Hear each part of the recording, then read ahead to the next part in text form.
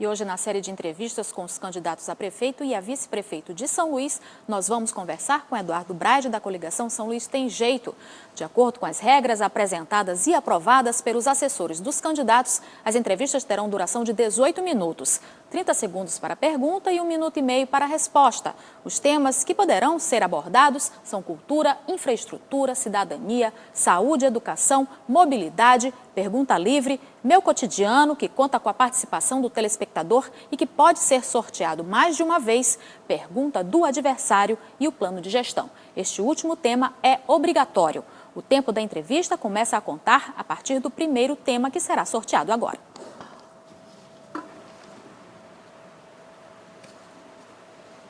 Nós vamos falar de infraestrutura. Olha, candidato, existe uma determinação do Ministério Público para que 20 feiras de São Luís sejam 27, reformadas, mas a maioria apresenta péssimas condições. Na realidade, são 27 feiras. Como o senhor vai garantir a melhoria na infraestrutura dessas feiras? Bom dia aos telespectadores da TV Brasil. Primeiro dizer que, na verdade, é uma sentença condenatória, é uma sentença de um juiz que condenou já a Prefeitura de São Luís a reformar as 27 feiras e mercados em nossa capital. Primeiro, fazer parceria com o IPHAN. O IPHAN dispõe do valor de R$ 8.600.000 para que haja a reforma do Mercado Central de São Luís. Essa reforma não foi iniciada ainda porque a Prefeitura ainda não apresentou a sua contrapartida. Qual é a contrapartida da Prefeitura nesse caso? Dizer para onde serão alocados os feirantes durante o período da reforma. E em relação às outras feiras de São Luís, nós haveremos sim de ter prioridade na reforma dessas feiras. Eu tive a oportunidade de visitar várias feiras já, algumas passam por uma situação de calor por conta da telha que é brasilite, outras passam por uma situação de espaço pequeno, então cada feira tem a sua realidade que precisará dessa forma de um projeto diferente. O que nós iremos fazer? Aproveitar os projetos que já estiverem prontos e realocar recursos para a Secretaria de Agricultura para que sejam feitas essas reformas, cumprindo assim a determinação judicial e colocando à disposição tanto dos feirantes como dos clientes uma feira moderna, com a sua saúde em qualidade, de acordo com os itens da vigilância sanitária e, mais do que isso, virando um local para atração turística. Vamos a mais um tema. O tema é cidadania. Candidato, o número de homicídios entre os jovens é muito alto aqui no nosso estado, especificamente em São Luís. A gente sabe que isso é um problema que atinge vários setores: segurança, educação e também, claro, a cidadania. O que a Prefeitura pode fazer, dentro do que lhe é pertinente, claro, para tentar mudar essa realidade? Primeiro, agir de forma preventiva. Eu, como deputado estadual, sou autor da lei que criou o Conselho Escolar Antidrogas. A gente sabe que muitas dessas mortes acontecem pelo envolvimento desses jovens com as drogas. Então, quero implantar também o Conselho Escolar Antidrogas nas escolas municipais, assim como já fazemos nas escolas estaduais. Ao lado disso, ampliar as áreas de esporte e lazer, seja construindo com recursos da própria Prefeitura, seja em parceria com a iniciativa privada. E, por outro lado, na parte já repressiva, implantar os postos avançados de segurança, que são postos policiais que nós construiremos em terrenos da Prefeitura, portanto, sem gastar dinheiro com a compra do terreno, e entregaremos ao governo do estado para que possa implantar a polícia comunitária naqueles bairros. Ao lado disso, ampliar a oferta da iluminação pública para os bairros de São Luís. A gente vê a propaganda na televisão da iluminação pública, mas a grande parte dessa iluminação só acontece nas principais avenidas. O que nós vamos fazer é levar a iluminação pública principalmente para os bairros mais carentes da nossa cidade. O senhor falou aí da segurança, o reforço da segurança com postos em alguns locais. Como é que fica a questão do efetivo, já que a gente sabe que o número de policiamento no nosso estado ainda é pequeno? Primeiro, nós tivemos recentemente, o governo do estado convocou, na verdade, mais 1.500 policiais. Você deve lembrar que na época que tinham os trailers, esses trailers tinham o efetivo da Polícia Militar. Foram retirados das ruas porque houveram 2 atentados, um no bairro da Vila Nova, na área Itaquibacanga, e um segundo no bairro de Fátima. e por conta disso os trailers foram retirados pela falta de segurança dos policiais. Então, se já tinha efetivo para que os trailers pudessem estar nos bairros, agora mesmo é que nós vamos ter efetivo, tendo em vista a nova convocação feita pelo governo do Estado, e o governo do Estado não terá mais nenhum custo adicional para poder colocar esse efetivo, uma vez que a parte da Prefeitura será a construção e entrega do posto policial para o governo do Estado. Ok, vamos para o próximo tema. Vamos falar de educação. Candidato Eduardo Braide, como as creches e o ensino fundamental vão absorver crianças com algum tipo de deficiência? Primeiro, também quero lembrar, eu sou autor da lei estadual que dá o direito de matrícula à pessoa com deficiência na rede estadual de ensino mais próximo da sua casa ou mais próximo da sua residência. O que nós temos que cumprir é o que diz respeito à legislação federal. Há um programa do governo federal que chama-se, na verdade, Viver Sem Limites, onde tem um manual estabelecendo de que forma deve ter a relação entre a educação e a pessoa com deficiência. Nós temos em São Luís algumas escolas que são específicas para essa situação, mas a nossa ideia é ampliar essa oferta da educação especial para o maior número de escolas da rede municipal. Agora, para isso, nós precisamos, em primeiro lugar, colocar para funcionar a escola municipal. Nós temos aí mais de 40 escolas que foram alvos de ataque nos últimos 4 anos e por isso nós implantaremos a Guarda Municipal Escolar para reforçar a segurança nas escolas e também dialogar sempre e valorizar sempre os nossos professores. Tivemos recentemente um episódio de uma greve que durou 100 dias e que só vai repor todas as aulas a partir de fevereiro do ano que vem. Então, valorizando o professor, reformando e ampliando a rede física e aí sim, dando atenção para a educação especial. Isso vai ser também contemplado a capacitação desses professores para receber essas crianças? Existe também essa preocupação, principalmente nas creches? Sem dúvida nenhuma. Precisamos investir nos cursos de formação, nos cursos de especialização nessa área, para que tenha não só os professores, mas outros profissionais, fonoaudiólogos, psicólogos, todos os profissionais que possam trabalhar de forma conjunta e integrada nessa área para que as nossas crianças, as pessoas com deficiência, tenham o direito básico a esse bem tão importante que é a educação. Agora, candidato, como garantir a aplicação mínima de recursos, principalmente na área da educação, quando se é aprovada uma PEC que congela os investimentos nessa área também por pelo menos 20 anos? Nós sabemos que o piso, na verdade, de aplicação da educação para os municípios é de 25%. Até onde eu tenho acompanhado a discussão da PEC, ela tramitou na Câmara, mas ainda irá tramitar no Senado da República. E a informação que nos chegou é que tanto a questão do piso da educação, que é 25%, como o piso da saúde, que é 15%, não seria alterado em função da aprovação dessa PEC. Essa PEC estaria voltada mais para a questão do funcionalismo público do que diretamente para a saúde e a educação. Então, esses 25% podem ser suficientes? Podem ser mantidos. E veja bem o que diz a Constituição. A Constituição não diz que você tem que gastar só 25% na educação. Diz que o mínimo que você tem que gastar na educação é 25%. Mas governar é eleger prioridades. E sem dúvida nenhuma, tanto a saúde como a educação são duas prioridades em qualquer governo. E se eu tiver que remanejar recursos de outras áreas para poder fazer uma educação de mais qualidade, uma saúde de mais qualidade, sem dúvida nenhuma esse percentual será aumentado. Agora vamos a outro tema. É Meu Cotidiano. Meu Cotidiano conta com a participação do telespectador. Vamos ouvir a pergunta. Meu nome é João Lucas, sou estudante da Universidade Federal do Maranhão. Dada a realidade da saúde maranhense, em que pessoas vêm do interior para cá, os remédios são caros, o atendimento muitas vezes é ruim, a estrutura é muito desqualificada, como o senhor pretende melhorar e equipar os hospitais municipais? Primeiro quero agradecer a pergunta do João Lucas, dizer a ele que em nosso programa de governo a saúde consta no primeiro item, sem dúvida nenhuma é a parte mais importante, sem relevar nenhuma das outras, ao lado da educação também, e que nós estamos propondo não algo fantasioso, não a construção de um grande hospital onde não se conseguiu colocar nem o primeiro tijolo, mas sim botar para funcionar a estrutura que já existe. E aí quero dar um exemplo na prática. Socorrão 1, como é que nós pretendemos desafogar o Socorrão 1?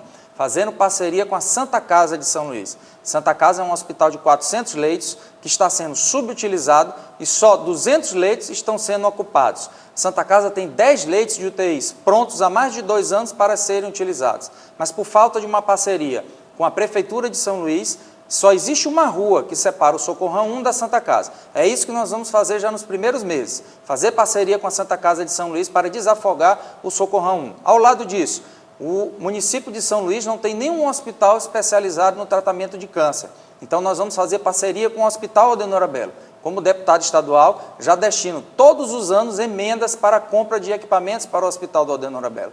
Esse ano, inclusive, destinei recursos para equipar toda a UTI das crianças do Hospital Aldenor Abelo. Como prefeito de São Luís, se Deus e você que me assiste me der a oportunidade, nós poderemos fazer muito mais. E depois levar o básico, o mínimo que falta hoje na área da saúde. Medicamentos, materiais como algodão, soro fisiológico, que eu tenho recebido diversas reivindicações que hoje, nos diversos hospitais e unidades mistas do município de São Luís, você deixa de realizar a cirurgia pela falta de material básico. Então, botar para funcionar o que já existe e depois, aí sim, pensar na construção de um grande hospital de referência. Agora, já existe uma parceria entre Santa Casa e Prefeitura atualmente. De que forma o senhor faria essa parceria funcionar, na verdade? Essa parceria, na verdade, ela serve tão somente para os leitos de ambulatório. São pessoas que já fizeram a cirurgia ou que vão fazer alguma cirurgia que está à disposição da Santa Casa, mas a informação que eu tenho é que até o repasse da Prefeitura para a Santa Casa está atrasado. Daí porque nós temos problemas na hora de adquirir alimentação. Se essa parceria estivesse funcionando e fosse de verdade, a Santa Casa não teria, 2 meses atrás, demitido 87 funcionários, pais e mães de famílias que foram demitidos. A nossa pretensão e a nossa certeza é de que nós faremos uma parceria de verdade com a Santa Casa, aproveitando toda a estrutura desse hospital que já funciona ao longo de vários anos, aproveitando os funcionários que lá já existem e aproveitando aquilo que está há 2 anos sem funcionar. Tanto os 10 leitos de UTI, como também as áreas dos apartamentos e leitos de ambulatório que estão sem funcionar até hoje. Ok, vamos passar para o próximo tema. É a pergunta livre, candidato. Candidato Eduardo Braide, existem denúncias contra você de racismo e discriminação. Apesar do senhor afirmar que elas não são verdadeiras, e porque essas acusações estão vindo à tona somente agora? Tem alguma relação com o fato do senhor ser considerado de uma família de elite? Não, tem relação com a eleição. No primeiro turno, nenhuma dessas situações apareceram. São situações mentirosas, situações que eu queria até pedir a ajuda de vocês. Convidem esse tal professor para dar uma entrevista aqui. É uma denúncia sem rosto. Foi um áudio que foi reproduzido através do WhatsApp, sem nenhuma assinatura, e aí eu faço esse pedido para vocês. Convidem o tal professor para que venha aqui. Não sei, não lembro desse professor, nunca tive nenhum ato de desrespeito a ninguém. Fui criado, para que você tenha uma ideia, por uma segunda mãe que é negra, por mais de 30 anos. Amo a minha segunda mãe. Tive durante toda a minha infância amizade com pessoas que são negras. O que eu posso reputar isso é o desespero do nosso adversário, do grupo que rodeia o nosso adversário e que, como não tem projetos e propostas para apresentar no que fiz fé nesses 4 anos, partem para o ataque pessoal. Mas eu tenho fé em Deus, tenho confiança, tenho a consciência tranquila e tenho certeza que, ao final de tudo, o eleitor saberá que campanha suja não se deve fazer, porque quem não administra, de quem não faz a campanha de forma limpa, não pode administrar uma cidade de forma limpa. Vamos a mais um tema.